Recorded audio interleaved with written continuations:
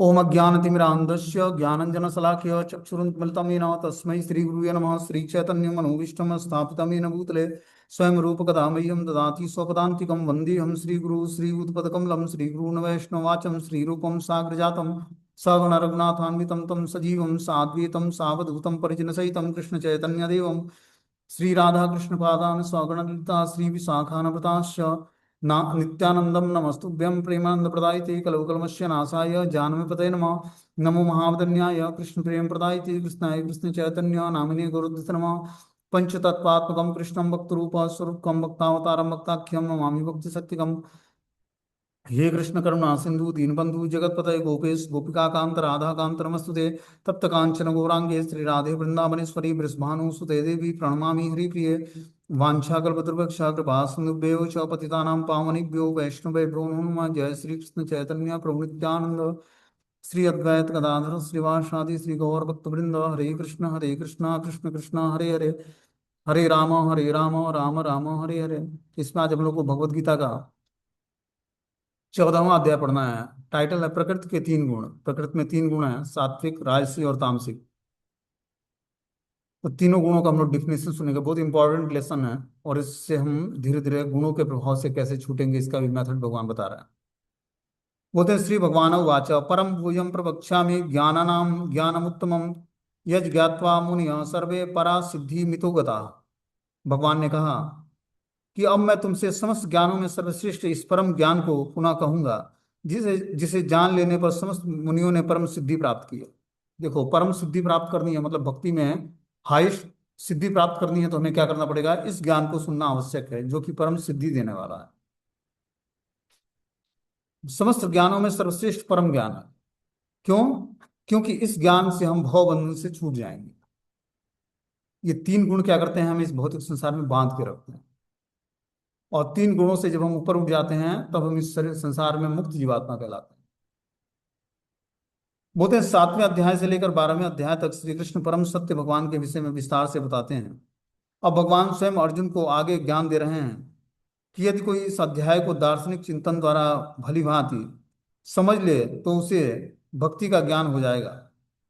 13वें अध्याय में यह स्पष्ट बताया जा चुका है कि विनय पूर्वक ज्ञान का विकास करते हुए भवबंधन से छूटा जा सकता है। यह भी बताया जा चुका है कि प्रकृति के गुणों की संगति के फलस्वरूप ही जीव इस भौतिक जगत में बद्ध होता है। कि प्रकृति में तीन गुण हैं, इस तीन गुणों के प्रभाव से ही इस भौतिक संसार में जीवात्मा बद्ध अवस्था में होता है। अब इस अध्याय में भगवान स्वयं बताते हैं कि वे प्रकृति के गुण कौन कौन से हैं, वे किस प्रकार क्रिया करते हैं और किस तरह बांधते हैं और किस प्रकार मोक्ष प्रदान करते हैं। इस अध्याय में जिस ज्ञान का प्रकाश किया गया है उन्हें अन्य पूर्ववर्ती अध्यायों में दिए गए ज्ञान से श्रेष्ठ बताया गया। कि जो पूर्ववर्ती ज्ञान हम लोगों ने सीखा उससे कहीं श्रेष्ठ ज्ञान ये है।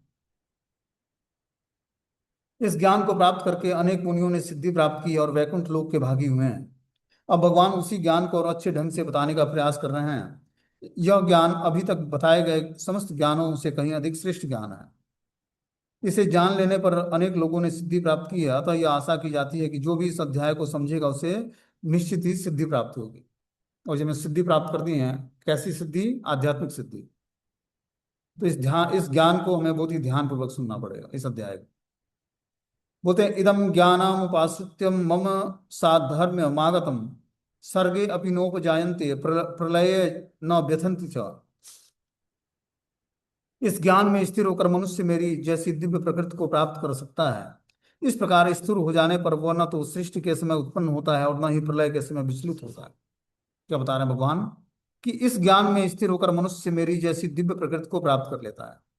जब ये आध्यात्मिक ज्ञान में स्थिर हो जाएगा, दिव्य ज्ञान में, तब वो दिव्य प्रकृति को प्राप्त कर पाएगा। क्यों? क्योंकि प्रकृति के तीन गुणों से छुटकर ही जीवात्मा दिव्य स्थिति को प्राप्त होता है। और ये दिव्य स्थिति प्राप्त करने के लिए हमें क्या करना पड़ेगा? दिव्य गुणों को डेवलप करना पड़ेगा। इस प्रकार स्थिर हो जाने पर वह न तो सृष्टि के समय उत्पन्न होता है न प्रलय के समय विचलित होता है।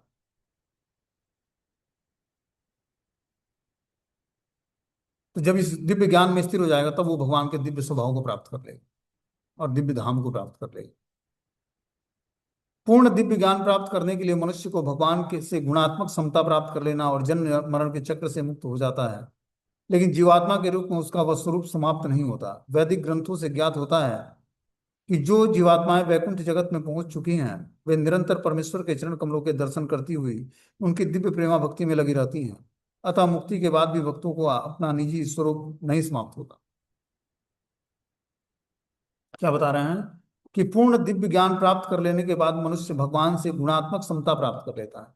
भगवान में गुणात्मक समता प्राप्त करने का मतलब है कि भगवान जैसे दिव्य गुणों को प्राप्त करना। तो भगवान में तो इनफाइनाइट दिव्य गुण है, लेकिन जब वो भक्त बन जाता है तो उसमें 26 गुण भगवान के आ जाते हैं। जो दैवी गुण हैं वो 26 गुण डेवलप हो जाते हैं उसके अंदर, विकसित हो जाते हैं। और वो जन्म मरण के चक्र से मुक्त हो जाता है। जैसे ही दिव्य गुणों को धारण करेगा फिर उसके अंदर दिव्यता आ जाएगी। दिव्यता आते ही उसका जन्म मरण का चक्र बंद हो जाएगा। लेकिन जीवात्मा के रूप में उसका वह स्वरूप समाप्त नहीं होता। वो जीवात्मा के रूप में उसका स्वरूप समाप्त, जीवात्मा मतलब आत्मा के रूप में उसका स्वरूप एज इट इज बना रहता है। आत्मा में कोई परिवर्तन नहीं होता, चाहे वो आध्यात्मिक शरीर धारण करे या भौतिक शरीर धारण करे। आत्मा भगवान का अंश है और उसके स्वरूप में कुछ बदलाव नहीं आता। वो तीन गुणों के प्रभाव से कभी कलुषित हो सकता है कि कुछ उसमें प्रभाव पड़ जाए, लेकिन होता एब्सोल्यूट प्लेटफॉर्म पर, सत्यता के प्लेटफॉर्म पर, क्योंकि भगवान का अंश है। वे निरंतर परमेश्वर के चरण कमलों के दर्शन करती हुई उनकी दिव्य प्रेमा भक्ति में लगी रहती हैं। जो जीवात्माएं वैकुंठ लोक पहुंच जाती हैं वो भगवान के चरण कमलों के दर्शन करती हैं और उनकी दिव्य प्रेमा भक्ति में लगी रहती हैं।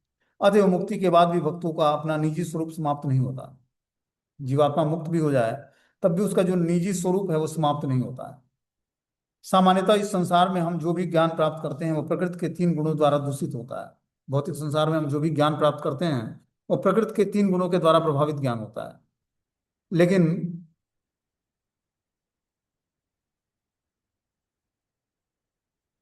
जब कोई व्यक्ति इस दिव्य ज्ञान को प्राप्त करता है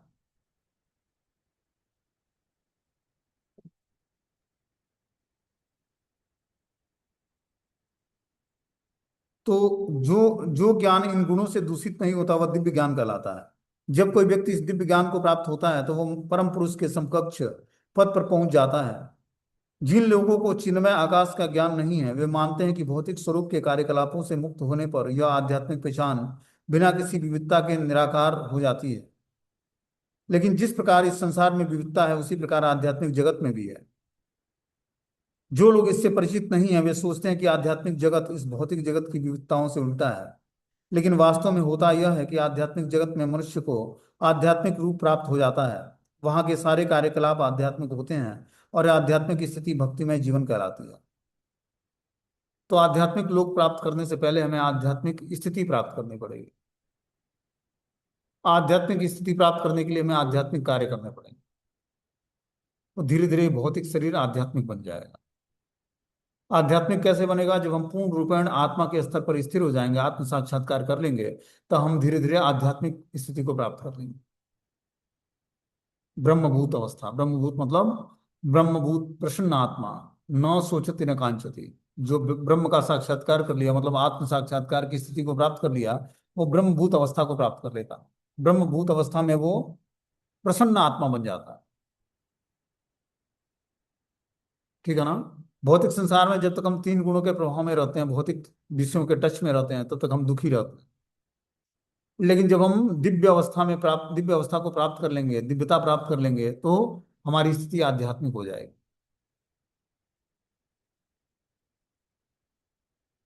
बोलते हैं वैदिक ग्रंथों से ज्ञात होता है कि जो मुक्त आत्मा वैकुंठ जगत में पहुंच चुका है वह निरंतर परमेश्वर के चरण कमलों के दर्शन करती हुई उनकी दिव्य प्रेमा भक्ति में लगी रहती है। अतएव मुक्ति के बाद भी भक्तों को का अपना निजी स्वरूप नहीं समाप्त होता। कि जो मुक्ति प्राप्त कर लेता है उसका निजी स्वरूप समाप्त नहीं होता है। सामान्यतः इस संसार में हम जो भी ज्ञान प्राप्त करते हैं वो प्रकृति के तीन गुणों से दूषित होता है। जो ज्ञान इन गुणों से दूषित नहीं होता वह दिव्य ज्ञान कहलाता है। जब कोई व्यक्ति इस दिव्य ज्ञान को प्राप्त होता है तो वह परम पुरुष के समकक्ष पद पर पहुंच जाता है। जिन लोगों को चिन्मय आकाश का ज्ञान नहीं है वे मानते हैं कि भौतिक स्वरूप के कार्यकलापों से मुक्त होने पर यह आध्यात्मिक पहचान बिना किसी विविधता के निराकार हो जाता है। लेकिन जिस प्रकार इस संसार में विविधता है उसी प्रकार आध्यात्मिक जगत में भी है। इस भौतिक संसार में विविधता है, सब जीवात्मा अलग अलग है। उनकी सोच भी अलग है, कार्य करने की शैली भी अलग है, व्यवहार अलग है, हर चीजें अलग है एक दूसरे से। तो कितनी वैरायटी भगवान ने बनवाया है। 84 लाख योनियों, 84 लाख योनियों में भी हर एक मनुष्य के कार्य जो हैं दूसरे से अलग होता है। तो क्या विविधताएं हैं, वैरायटी है यहाँ पर। उसी प्रकार बता रहा है कि आध्यात्मिक पहचान बिना किसी विविधता के निराकार हो जाता है। लेकिन जिस प्रकार इस संसार में विविधता है, इसी प्रकार आध्यात्मिक जगत में भी, आध्यात्मिक जगत में भी विविधताएं होती हैं। लोगों के कार्य करने का शैली अलग अलग होता है। समझने, भगवान को रियलाइज करने का उनका जो ज्ञान है वो भी अलग अलग होता है। एक ही शास्त्र अलग अलग व्यक्ति पढ़ता है, उसको अलग अलग रियलाइजेशन होता है। जिसका जिस तरह का शुद्धिकरण, जिस स्रोत से वो ज्ञान ग्रहण किया, उसी तरह उसका बुद्धि का विकास होता है। ज्ञान वही है, राइटर वही है लिखा हुआ, लेकिन पढ़ने वाले को अलग अलग रियलाइजेशन होता है उस ज्ञान का। इस कारण से उसके शुद्धिकरण के हिसाब से, उसकी शरणागति के हिसाब से, उसके विश्वास के हिसाब से उसको ज्ञान प्राप्त होता है। जिसका व्यक्ति का शरणागति और विश्वास और श्रद्धा ज्यादा है, उसको ज्यादा वो गेन कर पाएगा। एक ही क्लास में पढ़ने वाले बहुत सारे स्टूडेंट होते हैं, लेकिन सबका ज्ञान का स्तर अलग अलग, सबकी श्रद्धा अलग अलग है, सबका विश्वास अलग अलग है। और जितनी मात्रा में श्रद्धा और विश्वास होती है, उतनी मात्रा में उस ज्ञान को वो हृदय में प्रकट कर पाता है, जान पाता है। क्योंकि ये दिव्य ज्ञान सुनने से तो समझ में आता है, सुनने से समझ सकते हैं हम, लेकिन इस ज्ञान को धारण करके प्रैक्टिकली अपने जीवन में कैसे उतारेंगे? जब हमारी शरणागति होगी, गुरु साधु और शास्त्र पर हमारी जितनी शरणागति होगी, जितना फेथ होगा, विश्वास होगा, श्रद्धा होगी, उतनी मात्रा में ये ज्ञान, हमारे दिव्य ज्ञान हृदय प्रकाशित है, ये दिव्य ज्ञान हृदय में प्रकाशित होगा और आप प्रैक्टिकली इस ज्ञान को जान पाओगे। देखो, पढ़ के तो कोई भी समझा देगा, लेकिन इस ज्ञान को जब व्यक्ति दिव्य स्तर पर रियलाइज करता है, और जो रियलाइज सोल है जब इस ज्ञान को बताता है, जिसे शिल प्रभुपाद ने इस ज्ञान को रियलाइज करके बुक में लिखा है, ऐसे नहीं लिख दिया, इस ज्ञान को उन्होंने रियलाइज किया, तब इसका तात्पर्य लिखा कि भगवान आखिर में, इसीलिए इसका नाम है यथारूप। जिस तरह भगवान ने बोला, जिस मूड में, उसी मूड में प्रभुपाद ने इस ज्ञान को लिखा। वो अपने ग्रंथों को खुद पढ़ा करते थे।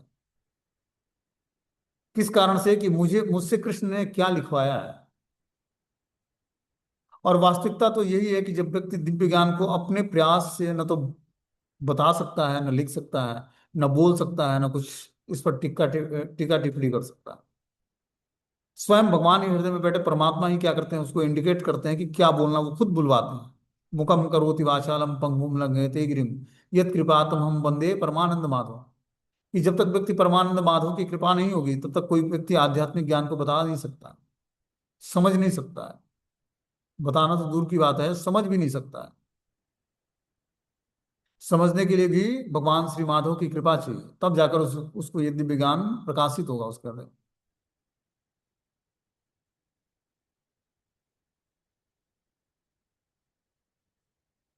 बता रहे हैं, जो लोग इससे परिचित नहीं है, वे सोचते हैं कि आध्यात्मिक जगत इस भौतिक जगत की विविधता से उल्टा है, लेकिन वास्तव में होता यह है कि आध्यात्मिक जगत में मनुष्य को आध्यात्मिक रूप प्राप्त हो जाता है, वहां के सारे कार्यकलाप आध्यात्मिक होते हैं, और यह आध्यात्मिक स्थिति भक्तिमय जीवन कहलाता है। तो आध्यात्मिक स्थिति मतलब भक्तिमय जीवन। तो आध्यात्मिक स्थिति भी कई प्रकार की होती है, भक्तिमय जीवन में भी बहुत सारे उतार चढ़ाव आते हैं व्यक्ति के। तो उसको बैलेंस कैसे करेंगे? समय और परिस्थिति के अनुसार व्यक्ति जो है, कभी भक्ति में तीव्रता से आगे बढ़ता है, कभी लूज पड़ जाता है। तो अभी क्या है कि प्रकृति के 3 गुण हम पर प्रभावित होते हैं, हावी हो जाते हैं। और ये 3 गुण हमें अलग अलग समय में, अलग अलग परिस्थितियों में हमें क्या करते हैं, हमारे ऊपर हावी होकर हमें कभी भक्ति में उछाल हमारे अंदर आता है, कभी हम भक्ति में डल पड़ जाते हैं, धीमे पड़ जाते हैं। कभी हमारा विश्वास बढ़ जाता है, कभी हमारी विश्वास और श्रद्धा कम हो जाती है। क्या कारण है? गुणों के प्रभाव के कारण। इसलिए हमें क्या करना है, इन 3 गुणों से ऊपर उठना है, तब जाकर हम दिव्य धरातल पर भगवान को के ज्ञान को समझने के हमारे अंदर योग्यता है। बोलते मम योनित महद ब्रह्मम तस्मिन गर्भ ददाम्यम संभवम सर्वभूतानां ततो भवति भारत। हे भरतपुत्र, ब्रह्मा ब्रह्म नामक समग्र भौतिक वस्तु जन्म का स्रोत है, और मैं इसी ब्रह्म को गर्भस्थ करता हूँ जिससे समस्त जीवों का जन्म संभव होता है। क्या बता रहे हैं? हे भरतपुत्र, ब्रह्म नामक समग्र भौतिक वस्तु जन्म का स्रोत है। ब्रह्म नामक समग्र भौतिक वस्तु ही जन्म का स्रोत है, और मैं इसी ब्रह्म को गर्भस्थ करता हूं जिससे समस्त जीवों का जन्म संभव होता है। बोलते हैं वह संसार की व्याख्या है कि जो कुछ घटित होता है वह क्षेत्र तथा क्षेत्रज्ञ के संयोग से होता है। क्षेत्र मतलब शरीर, और क्षेत्रज्ञ मतलब आत्मा। जब दोनों का मिलन होता है तब कुछ घटित होता है, तब एक मनुष्य जीवन आता है, मनुष्य जीवन बनता है। शरीर रहे, उसमें क्षेत्रज्ञ आत्मा ना रहे तो कोई कोई उद्देश्य नहीं है।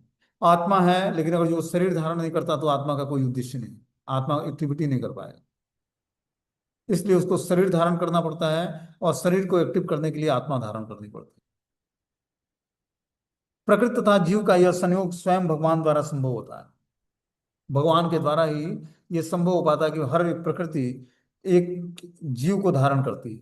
प्रकृति मतलब शरीर, और जीव मतलब जीवात्मा।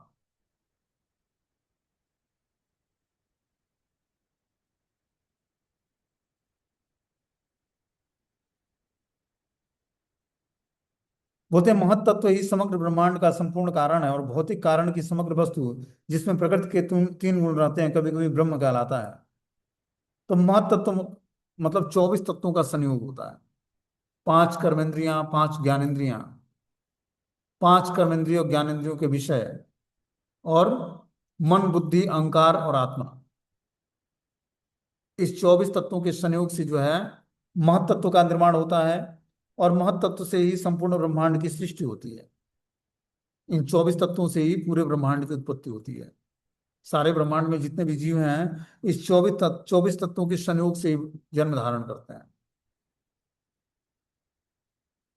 बोलते हैं महत तत्व की समग्र ब्रह्मांड का संपूर्ण कारण है, और भौतिक कारण की समग्र वस्तु जिसमें प्रकृति के तीन गुण रहते हैं कभी कभी ब्रह्म कहलाता है।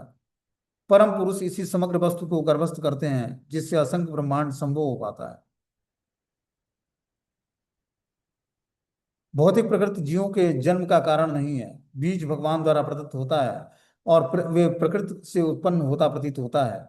इस तरह प्रत्येक जीव को उसके पूर्व कर्मों के अनुसार भिन्न शरीर प्राप्त होता है, जो इस भौतिक प्रकृति द्वारा रचित होता है, जिसके कारण जीव अपने पूर्व कर्मों के अनुसार सुख या दुख भोगता है। इस भौतिक जगत में जीवों की समग्र अभिव्यक्ति के कारण भगवान है। तो क्या बता रहे हैं कि भौतिक प्रकृति जीवों के जन्म का कारण नहीं है।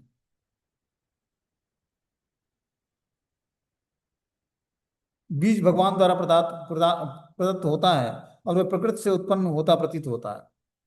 तो बीज भगवान के द्वारा प्रदान किया जाता है, और जीवात्मा जो है वो प्रकृति से उत्पन्न हुआ प्रतीत होता है। इस प्रकार प्रत्येक जीव को उसके पूर्व कर्मों के अनुसार भिन्न शरीर प्राप्त होता है। पूर्व कर्मों के अनुसार हर एक जीवात्मा अपना एक शरीर धारण करता है, जो इस भौतिक प्रकृति द्वारा रचित होता है, जिसके कारण जीव अपने पूर्व कर्मों के अनुसार सुख या दुख भोगता है। इस भौतिक जगत में जीवों की समग्र अभिव्यक्ति के कारण भगवान है। आगे चौथे श्लोक में बता रहे हैं कि सर्व योनिषु कौन्तेय मूर्तय संभवन्ति वा तासाम ब्रह्म महत् घोरे निरह बीज प्रदम पिता। हे कुंती पुत्र, तुम यह समझ लो कि समग्र प्रकार की जीव योनियां इस भौतिक प्रकृति में जन्म द्वारा संभव है, और उनका बीज प्रदाता पिता मैं हूं। क्या बता रहे हैं कि हे कुंती पुत्र, तुम यह समझ लो कि समग्र प्रकार की समस्त प्रकार की जीव योनियां इस भौतिक प्रकृति में जन्म का के द्वारा संभव है, और मैं ही उसका बीज प्रदाता पिता हूं। जितने भी भौतिक संसार में जीव योनियां हैं उसके उसके बीज को देने वाले कौन है? भगवान है। बीज प्रदाता पिता भगवान है, और प्रकृति को गर्भस्थ करते हैं जिससे हर जीवात्मा जन्म लेता है। भगवान जब श्वास खींचते हैं तो सारे जीवात्मा बीज रूप में जाकर भगवान में समाहित हो जाते हैं, और जब भगवान श्वास छोड़ते हैं तो सारे जीवात्मा बीज रूप में फिर से प्रकृति में आते हैं, और भगवान प्रकृति को गर्भस्थ करता है बीज के रूप में, और फिर से प्रकृति के द्वारा सारी जीवात्माएं प्रकटित होती हैं, उत्पन्न होती हैं। ये प्रकृति की व्यवस्था भगवान की।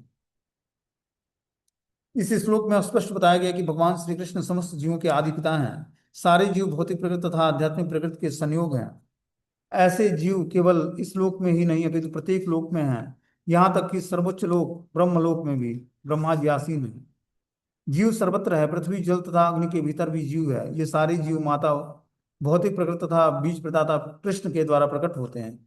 तात्पर्य यह है कि भौतिक जगत जीवों को गर्भ में धारण किए और सृष्टि काल में अपने पूर्व कर्मों के अनुसार विविध रूपों में प्रकट होती है। तो इस प्रकार भगवान क्या करते हैं, बीज प्रदाता पिता हैं, और जो माता भौतिक प्रकृति उसको गर्भस्थ करते हैं भगवान। तात्पर्य यह है कि भौतिक जगत जीवों को गर्भ में धारण किए है, जो सृष्टि काल में अपने पूर्व कर्मों के अनुसार विविध रूपों में प्रकट होते हैं। सृष्टि काल में जब सृष्टि होती है तो पूर्व कर्मों के अनुसार उसको विविध रूप धारण करना पड़ता है, और इस प्रकार जीवात्मा इस भौतिक संसार में प्रकटित होता है। होते हैं सत्व रज तम इति गुणान प्रकृति संभवाम निबध्यन्ति महामाहो देहे देहि नमव्यम। भौतिक प्रकृति तीन गुणों से युक्त है, यह है सतोगुण, रजोगुण और तमोगुण। हे महाबाहु अर्जुन, जब शाश्वत जीव प्रकृति के संसर्ग में आता है तो वह इन गुणों से बच जाता है। क्या बता रहे हैं कि भौतिक प्रकृति में तीन गुण युक्त है। भौतिक प्रकृति जो है तीन गुणों का संयोग है, सतो रजो और तमोगुण। हे महाबाहु अर्जुन, जब शाश्वत जीव प्रकृति के संसर्ग में आता है, जब जीव प्रकृति के संसर्ग में आता है तो वो तीन गुणों के द्वारा बांध दिया जाता है। तीन गुण उसको बांध देते हैं। बोलते हैं दिव्य होने के कारण जीव को इस भौतिक प्रकृति से कुछ भी लेना देना नहीं है। फिर भी भौतिक जगत द्वारा बद्ध हो जाने के कारण वह प्रकृति के तीन गुणों के जादू के वशीभूत होकर कार्य करता है। प्रकृति के तीन गुण उसको क्या करते हैं, उसको बांध लेते हैं, और वो जादू के वशीभूत, जैसे गुणों का प्रभाव होता है तो जैसे लगता है कोई जादू हो रहा है। उसकी चेतना कभी सात्विक, कभी राजसी, कभी तामसिक, और अलग अलग गुणों के कारण अलग अलग उसकी एक्टिविटी हो जाती है। तो ये जादुई रूप से कार्य करते हैं तीन गुण। चूंकि जीवों को प्रकृति के विभिन्न अवस्थाओं के अनुसार भिन्न भिन्न प्रकार से शरीर मिले होते हैं, अतएव वे उसी प्रकृति के अनुसार कर्म करने के लिए प्रेरित होते हैं। यही अनेक प्रकार के सुख दुख का कारण है। बोलते हैं तत्र सत्वम निर्मलत्वम प्रकाशम कम नामयम सुख संगेन बंध बंधनाति ज्ञान संगेन चानगम। हे निष्पाप, सतोगुण अन्य गुणों की अपेक्षा अधिक शुद्ध होने के कारण प्रकाश प्रदान करने वाला है, मनुष्य के सारे पाप कर्मों से मुक्त करने वाला है। और जो लोग इन गुणों में स्थिर होते हैं वे सुख तथा ज्ञान के भाव से बच जाते हैं। देखो बता रहे हैं कि हे निष्पाप अर्जुन, सतोगुण अन्य गुणों की अपेक्षा अधिक शुद्ध होने के कारण प्रकाश प्रदान करता है। सात्विक गुणों को जब व्यक्ति धारण करता है तो उसका इग्नोरेंस खत्म हो जाता, अज्ञानता खत्म हो जाती है, और जैसे लगता है कि कोई आवरण हट गया हो सामने से। कैसा आवरण? तामसिक आवरण, राजसी आवरण। जैसे जैसे हम भौतिक इच्छाओं को छोड़ेंगे और निद्रा, आलस्य, भय, प्रमाद के लक्षणों से ऊपर उठेंगे, वैसे वैसे हम ज्ञान के मार्ग पर आगे बढ़ेंगे, ज्ञान के रास्ते पर आगे बढ़ेंगे, प्रकाश का मार्ग मिलेगा। प्रकाश का मार्ग मतलब सात्विक मार्ग। प्रकाश के मार्ग पर चलने के कारण जीवात्मा निर्णय ले पाता है कि क्या करनी है और क्या करने योग्य नहीं है। ये निर्णय कब ले पाएगा? जब वो प्रकाश के मार्ग पर हो, प्रकाशित ज्ञान से प्रकाशित होगा, सात्विक गुणों को धारण करेगा।